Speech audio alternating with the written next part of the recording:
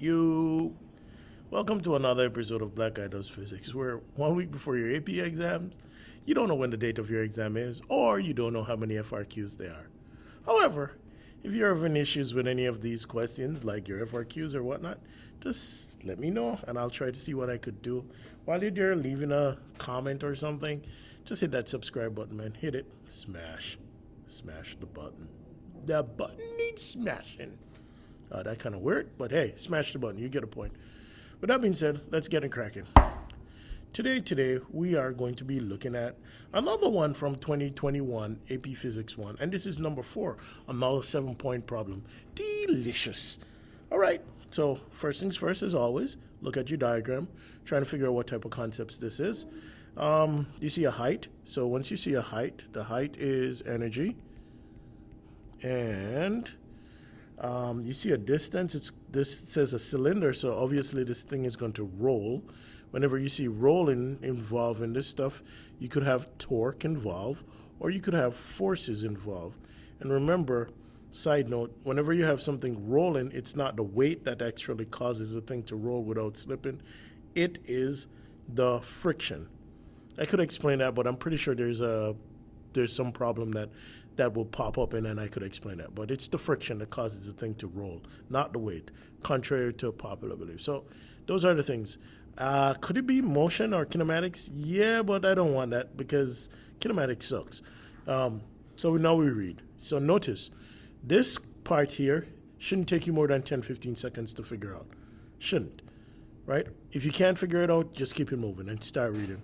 A cylinder of mass m0 is placed at the top of an incline of L0 at a height h0 as shown in the release from rest. Everyone knows that means that V, the initial speed, is 0.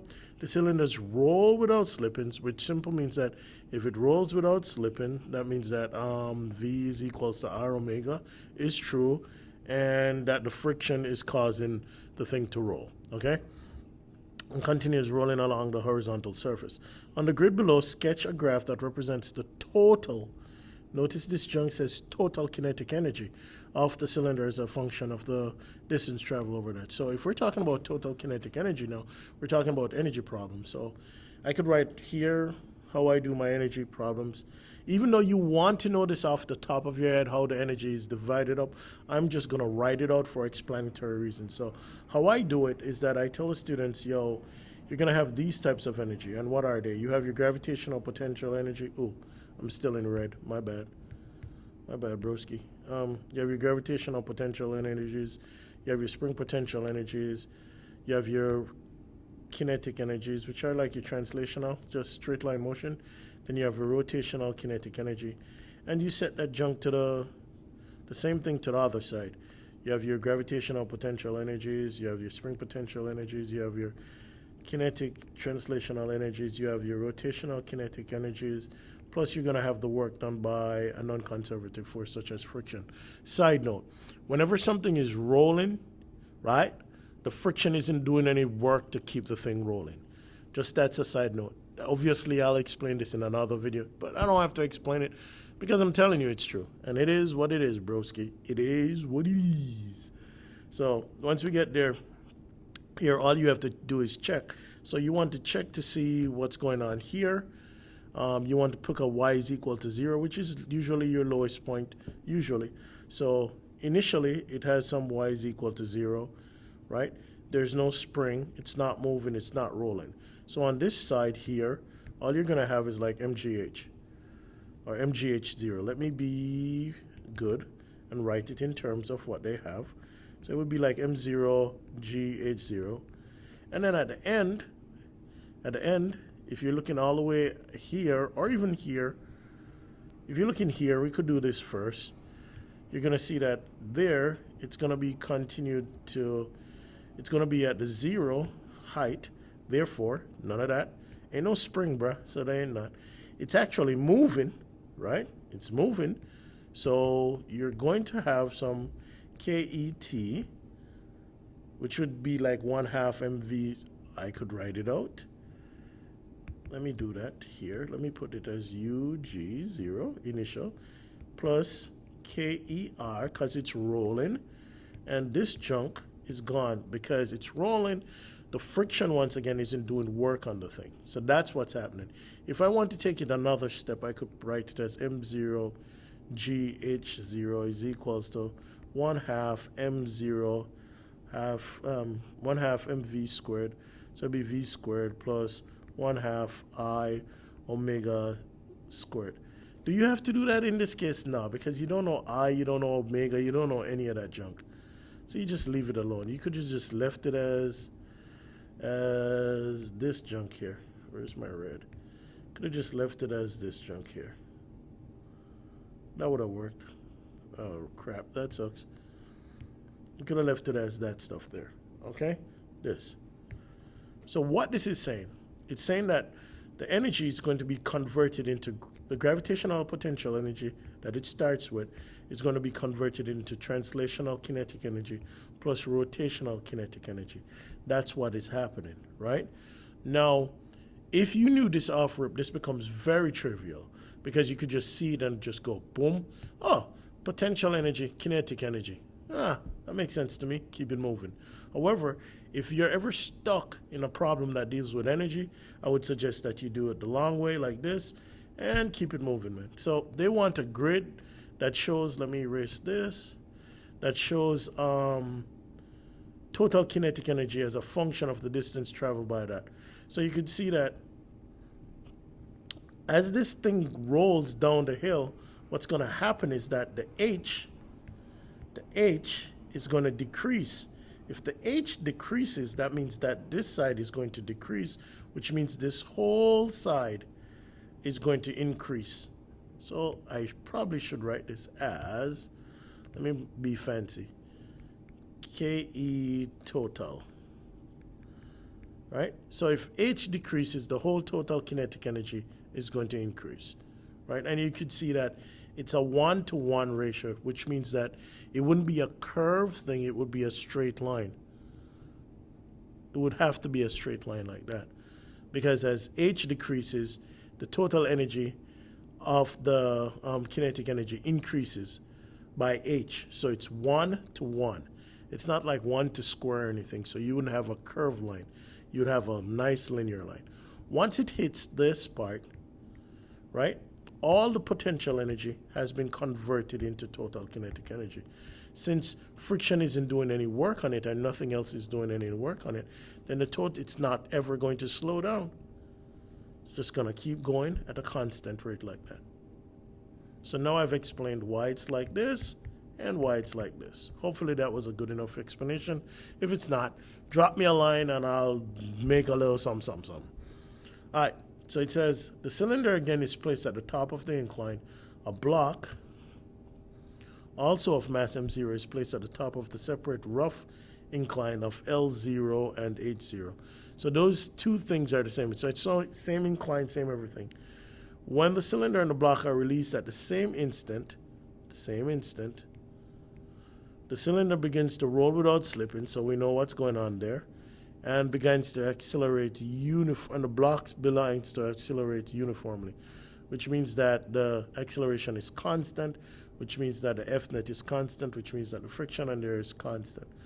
The cylinder and the block reaches the bottom. Did it say it was rough? I'm sorry. Rough incline. Rough simply means that there's friction involved. So, in terms of energy, explain why the two objects reach the bottom of their respective inclines with the same translational speed. Provide your answer in a clear, coherent paragraph-length response that may also contain figures and equations. So once again, all you do, they're talking about energy, so you just repeat the same junk that we just did, man. You write out this equation for both the block and for the cylinder. So you could see that for the block, if this is for the block, we already have for the cylinder, so let's go for the block. Once again, it's the potential energy, the spring potential energy, the kinetic translational energy, the kinetic rotational energy is going to be equal to the potential energy, the spring potential energy, the translational kinetic energy, the translational rotational energy, plus the work done by the non-conservative force. 9 times out of 10, you're talking about friction there. So we just checked them off the same way that we checked off before. This is my lowest point, so I put that as my y is equal to 0. So initially this thing starts with this. It's not a freaking spring, so there's no spring potential energy. It's not moving, so it can't be any translation or can't be rolling. So on this side, you only have UG. On the next side, once it hits the bottom of the slope, because we're looking at that point, you're going to see that that goes to 0. It's still not a spring, so now it is moving translationally, but you could see that it's not rolling, so that's gone. And here, you're going to see that there's friction doing work. So you go like that, boom. So what you have mathematically here is that the gravitational potential energy is being converted into translational kinetic energy plus the work done by the friction. So let me put friction here. The work done by the friction. That's what's happening. If we remember for shortcut, if we remember for the, what's that, cylinder? Oh, what horrible handwriting you have, broski. Once again, we could do the same thing. We did it before, but I'll just do it again. For the cylinder.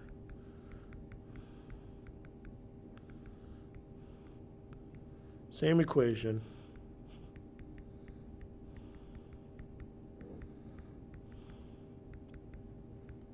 This equation is magic, son. So, once again, it had that. It's not a spring. It was at rest, so it can't be rolling or moving. At the end, it's at its lowest point. This disappears. It's still not a spring. It's moving linearly, but it's also rolling. Once again, the friction isn't going to be doing work on the thing that is rolling.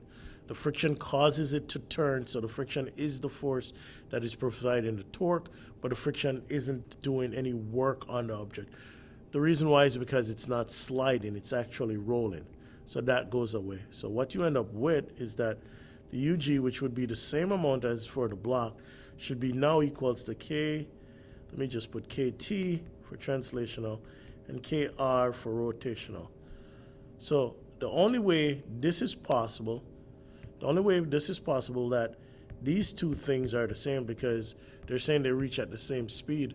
So if they're the same mass and they're the same speed, the only way that these two things are equal, if we know that the UGs are the same, and if these two things are equal, the only way that's possible is that the work done by the friction would be the same as the amount of energy that is needed to roll this thing down. That's all you have to say. So, once again, you could see, you could, if your brain is on fleek, son, you could just think that out like, oh, okay, you know, we have some friction here. Friction is going to do work and blah, blah, blah. But if you're stuck in an exam and it's an energy problem, broski, just write out this thing that like I have here and just cross out what you need to cross out and then use the equation to explain what you see. Now, the problem sometimes arises because you don't know how to explain this stuff. Just take it slow, man. You just check to see which things are the same. This is the same. This is the same as this, right? And then they're telling you the speeds are the same, so this is the same as this. If those things are the same, that simply means that this junk must be the same as this. So you could just write that down. I don't think you're going to write this junk is the same as this junk. So look at what I say. Actually, look at what the responses, the sample responses that they have there, just to match up to how I'm telling you to do this. And while you're doing that, don't be a moo-moo.